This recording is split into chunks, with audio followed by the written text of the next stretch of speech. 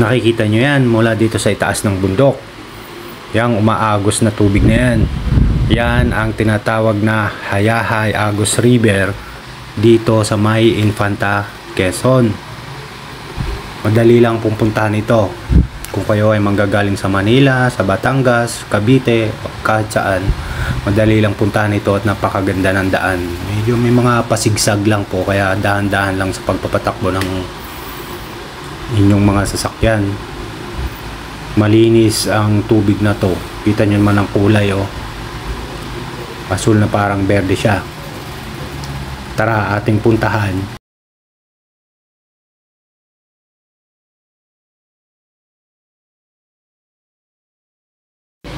So yan, at nandito na tayo sa tinatawag na Hayahay Agos River. Yan, nakalimutan kong magdala ng panligo, kaya hilamos na lang muna tayo. Babalikan po natin ulit ito sa isang araw para tayo ay makaligo. Kasi mag-isa lang akong nag-ride, solo rides lang ako. Kasi yung aking baby love ay wala. Hindi ko kasama. So ito yung kabuang Agos River. So ngayon, chinek ko po yung weather. Hindi nag-uulan ngayon, hindi umaambon, kaya pinuntahan ko po uli. Ito ay pangalawang beses ko ng attempt na pumunta dito. Nung una ay umaambon siya. So kung pupunta kayo dito, i-check nyo yung weather nito. I-download nyo na para ma-check nyo lagi ang weather kung gusto nyo pumunta rito.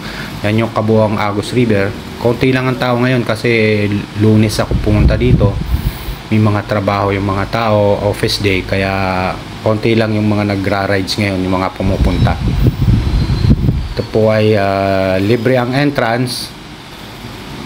Kung gusto nyong mag-relax, chill ride, maligo ng libre, pero yung mga cottage po may bayad yan. Yan, hindi po sa akin to, inaano ko lang. Sinasabi ko lang po para may idea kayo. Yung cottage, nakalimutan ko pong itanong kung magkano. Salamat.